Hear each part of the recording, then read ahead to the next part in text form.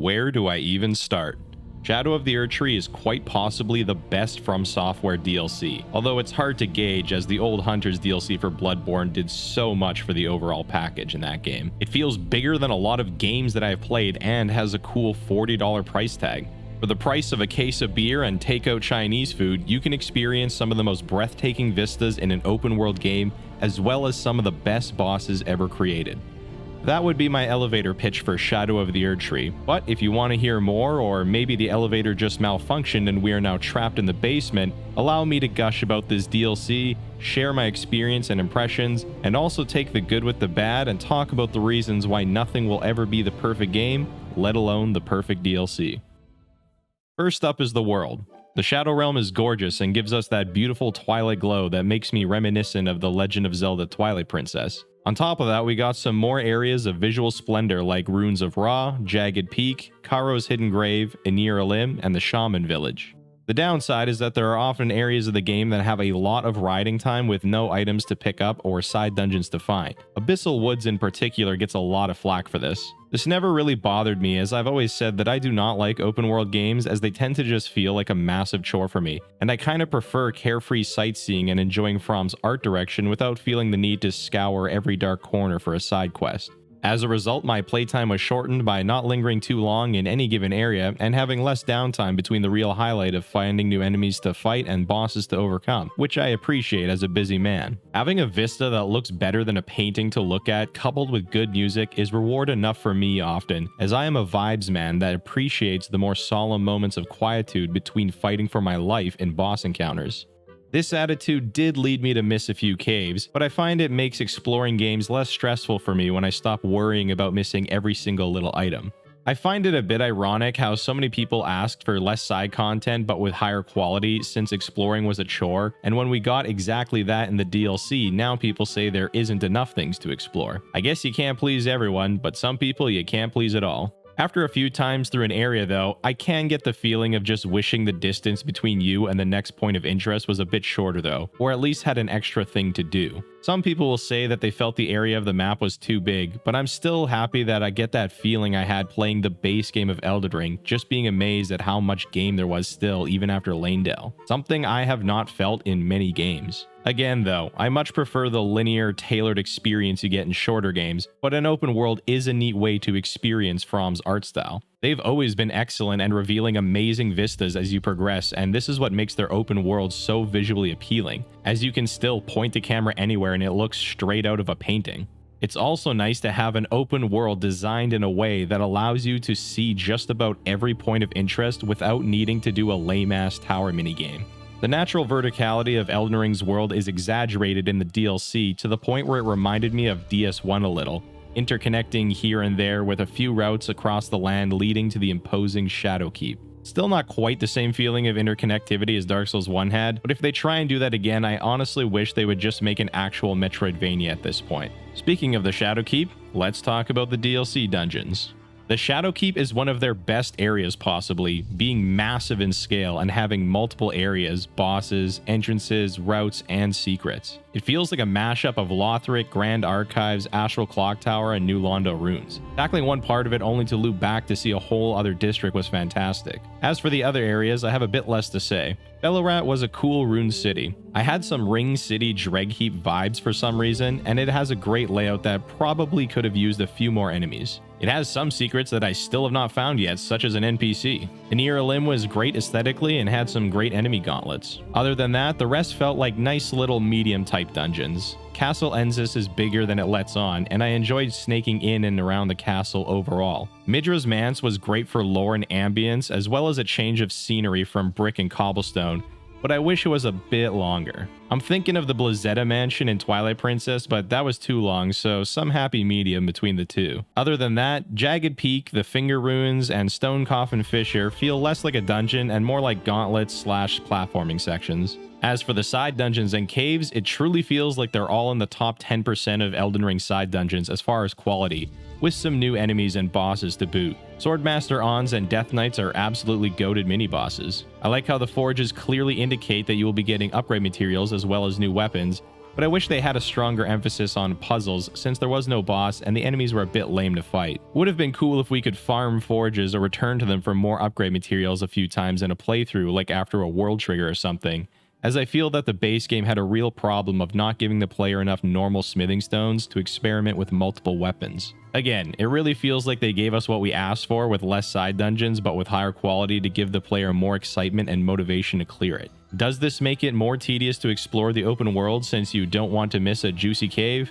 Nah, not me, man. I just galloped along. But I could imagine someone losing their mind inspecting every wall and cliff face in the game for 10 hours. Music and sound design is one of my favorite aspects of a game, and they absolutely killed it here with the new tracks. Honestly, with the sheer quantity of bangers now with the DLC, this OST honestly gives even Bloodborne a hard run for its money. I don't want to say too much in case I make a follow-up video to my soundtrack video essay on my main channel. Please let me know if you'd be interested, and check that out if you haven't. It's easily my favorite video I've ever made. I have not had the chance to use all of the new weapons, but I watch a ton of PvP content, and I think I can fairly say that they are all sick as hell. Absolute nuisances for PvP, but I did fall in love with Meteoric or Greatsword.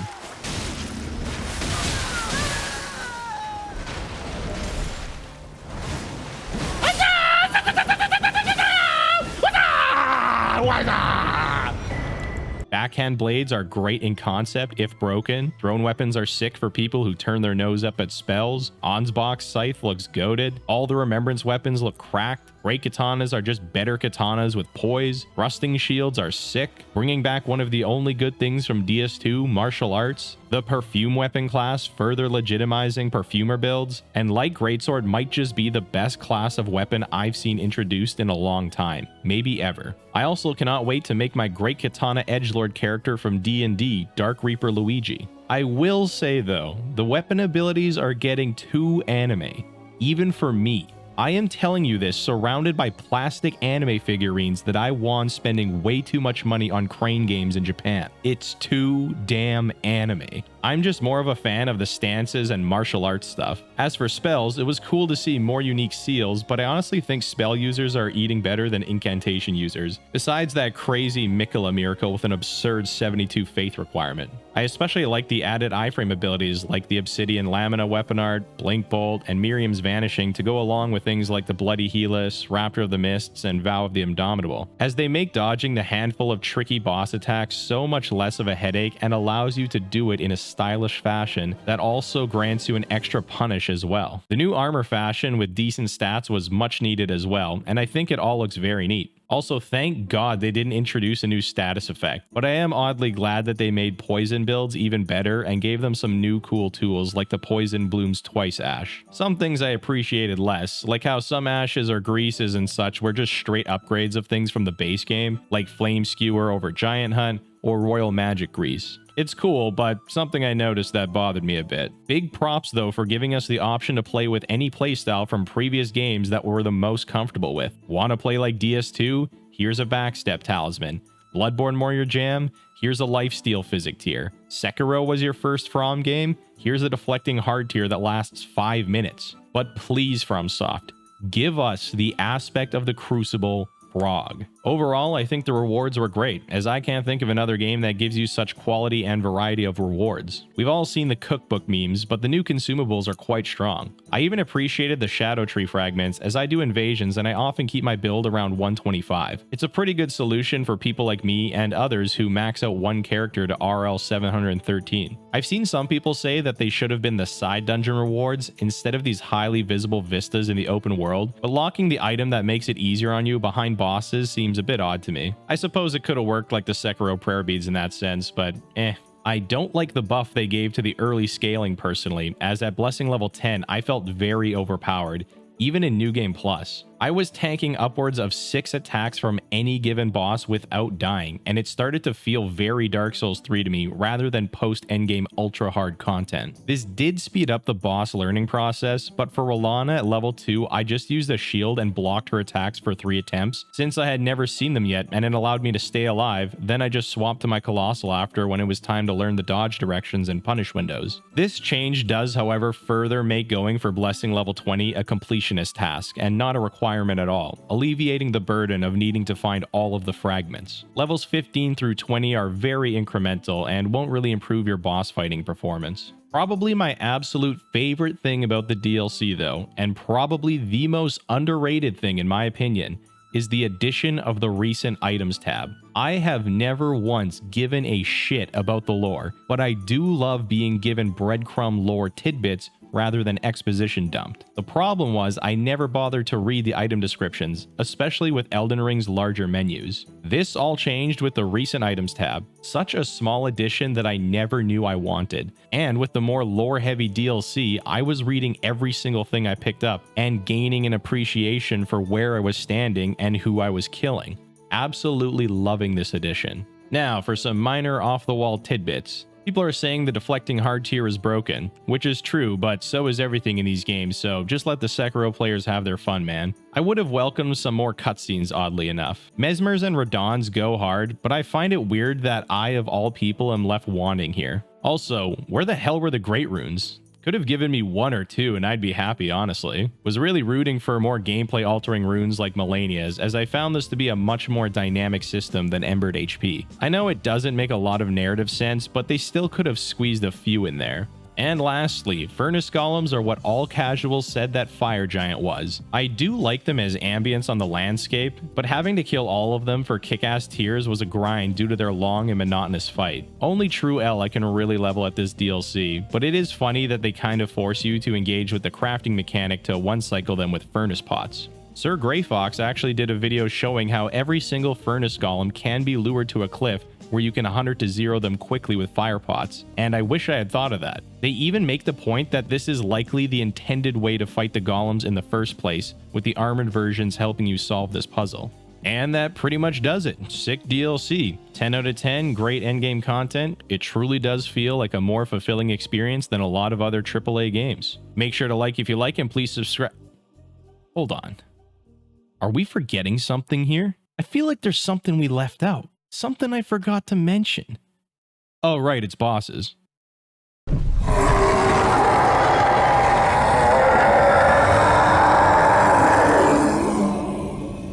Dancing Lion has such a goated track, so good and unique. His element switching was cool, especially how you need to deal with them differently. Lightning forces you to position better, ice you can jump, and the storm doesn't do a whole lot, but I think its hitboxes are a bit bigger. He doesn't have many moves and is a good boss to ease us in. The design being a riff on Dragon Dancers is a sick idea, but he has maybe the worst camera shenanigans that I have seen in a minute, although still not as bad as getting hit by off-screen rockets in Metal Gear Revengeance. In fact, it's only a big problem when you are learning where to stand against him that the camera will pester you. I guess the dragon rule of thumb applies here. If you go under him and can't see shit, you probably shouldn't be standing there. Likewise, it's a bit weird to learn him since all his attacks are either bites or headbutts, so it took me a bit longer than usual to learn the different tail animations. Like I said though, he doesn't have too many moves, so it wasn't a big deal.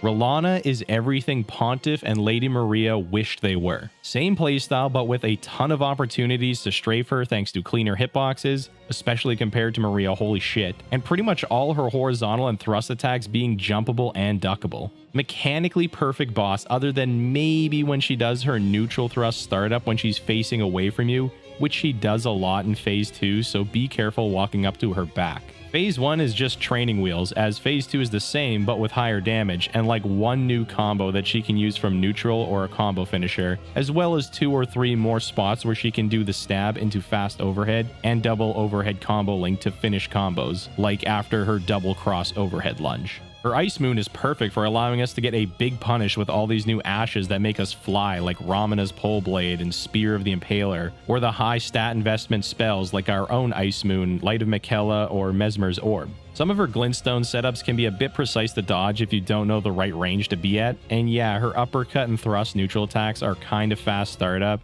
so that will depend on your reaction speed and positioning skills whether it's too much for you. I was able to react to it pretty consistently other than when she does the thrust while facing away from you, and oddly when I was on the same side as the uppercut, the left side. Did she have to be so early?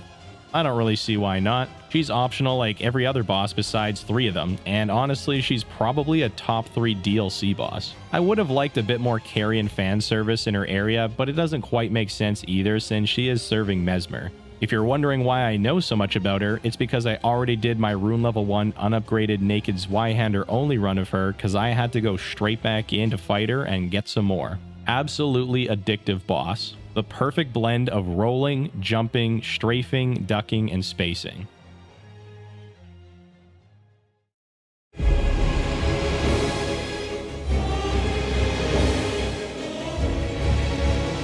Midra was a great spectacle with another banger track. I think he was a bit too simple and easy overall, but I think they were terrified of overtuning a Frenzy boss as it's basically certain death if Madness procs. I wouldn't have minded if the Frenzy frame lingered a bit longer for a second just to make you position better rather than just iframing it all, kind of like Mohg's Blood Flame. The simplicity of this boss does allow for some nice combat expression though, as you can basically take your pick of rolling, jumping, or strafing basically anything that he does.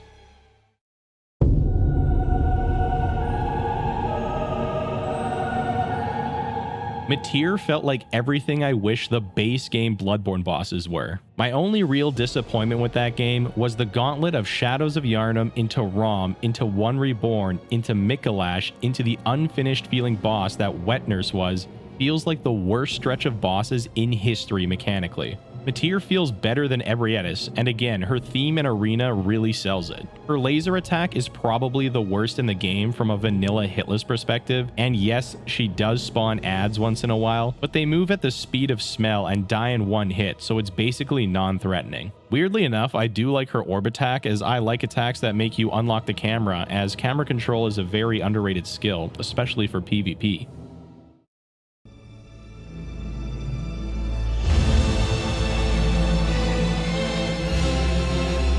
Vale is, oh my god, Vale is the dragon fight that I have been asking for years. I had grown tired of running underneath dragons to chop at their legs, and Midir was always praised for being optimized to hit his head. But my problem with Midir was that you didn't need to dodge anything. Besides the tradition of running around Dragonfire, the only thing you have to do to dodge all of Midir's attacks is just to walk backwards for everything, and he will whiff every attack. It makes the fight boring for me, and while they did nail the feeling of fighting a pissed dragon, I felt it wasn't enough. I needed a dragon that had real combos, like a normal boss. Fortisax I preferred, as I was always curious how a bullet hell boss would do in these games, like in Nier Automata, and his lightning spam forced you to constantly position around him so that you would see his full moveset. Unlike Blucidusax, where I only see his claw attack, hit his ass, then see his tail swipe reset, and rinse repeat. But with Bale,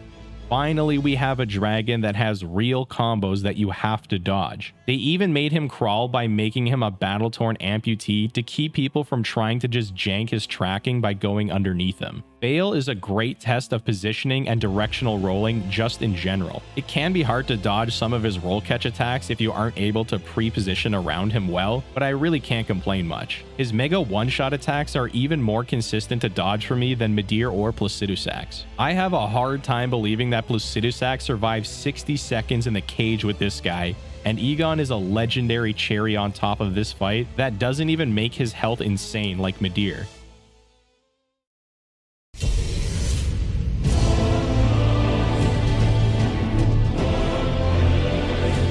Golden Hippo was kind of funny.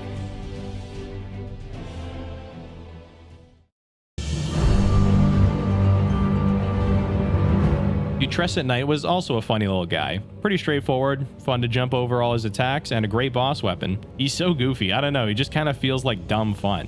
I kind of like how his vortex of putrescence comes from the outside in, and you can time the jump by looking at the ring coming from the opposite side of him towards him to time it. Of course, the best thing is probably just to unlock your camera, turn it around, and jump it, as he doesn't do a follow-up attack. Pretty pumped to make a strength arcane build to use the cleaver.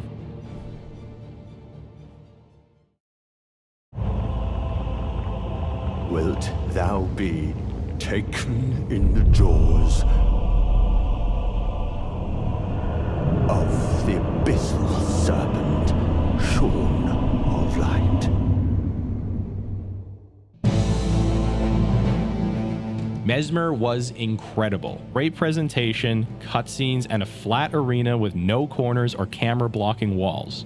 It really feels like they threw people that were struggling a bone, as his end lag is so long in all his combos that it felt like he was a traditional turn-based Souls boss. Don't be fooled though, as he has plenty of jump and strafe openings in the middle of his combos. He does suffer from Radon syndrome though, Star Scourge that is, where he gets really cinematic and epic later in the fight, but at the expense of his difficulty, and it always feels weird to me when a boss fight gets easier the more the fight goes on.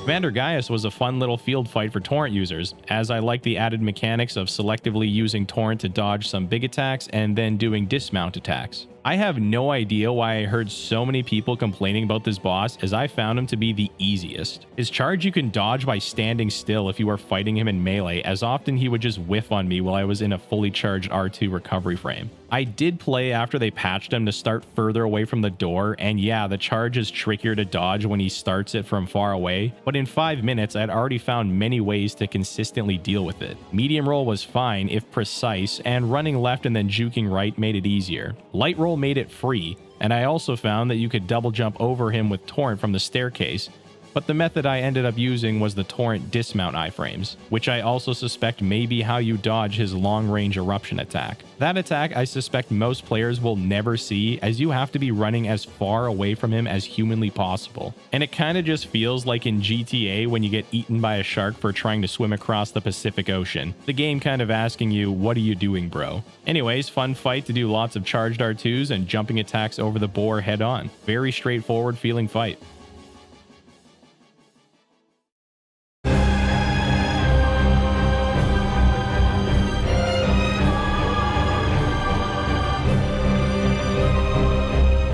Ramana was an aesthetically interesting fight and definitely feels like a Chimera fight that's been updated to be better mechanically. Solid enough fight, I just think she feels a bit out of place for where she is and maybe could have had her own little mini area.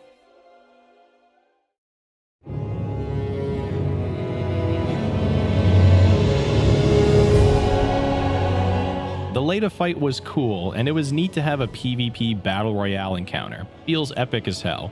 I'm not one to enjoy NPC encounters, as their AI is kind of bad and always has been though, and I am dreading doing it on my Rune Level 1 unupgraded run. Every time they make an encounter like this, I can't help but just wish they gave us another Spear of the Church or Mirror Knight PvP boss fight instead. That is one of the greatest things that they have ever done.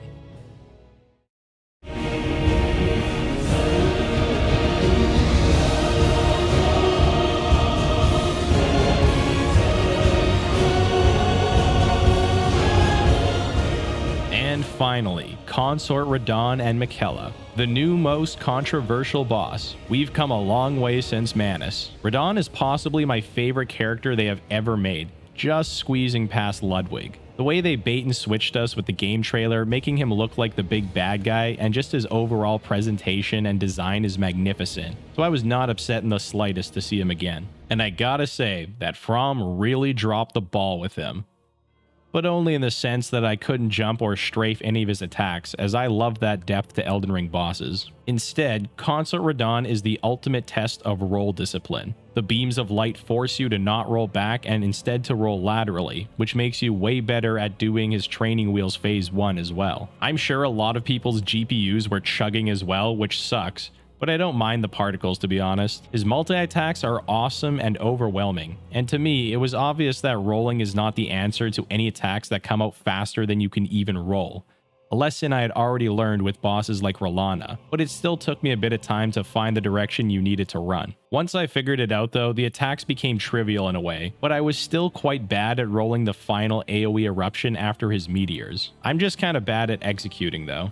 I don't know if I'm a sicko for one-shot attacks, but I loved his orbital laser attack. Seeing that beacon from space and the devastation that follows put a grin on my face, man. I love that feeling of thinking you're about to finally beat God and them having one more trick up their sleeve. And once you just try to dodge it like Star Scourge's attack, then you win. I think it's cool how Radahn smokes shield crutchers too, as blocking his big attacks will block stun true combo you into the full thing, and his heavy attacks causing the big knockback backflip block stun. You really have to know your stuff against this boss, even if you're rocking a 100% physical block shield. Although I'm sure Great Shield with Barricade is still broken. Thrusting shields just feel made for this boss, as he is also weak to thrust damage. As for his triple crisscross attack, I understand the complaints about it forcing you to base your playstyle around waiting for this attack, and I feel like this is what knocks bosses like Consort Radahn and Melania down a peg for me. I wish I never listened to the people telling me that it was undodgeable though, as it made me mentally give up on experimenting further, and I dealt with it by blocking the first swipe. After beating it, I found people dodging it easily with light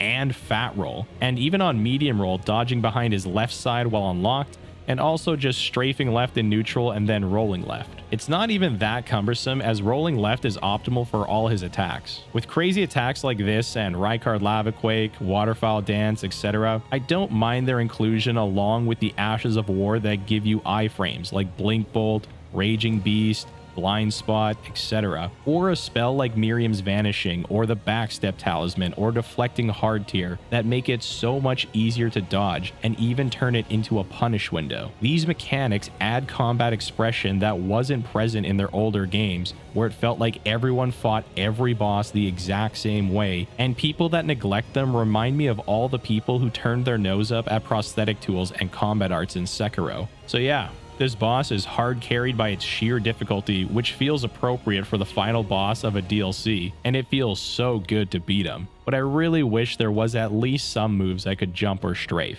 Likely people will find a way to no-roll hitless him, so I look forward to seeing that.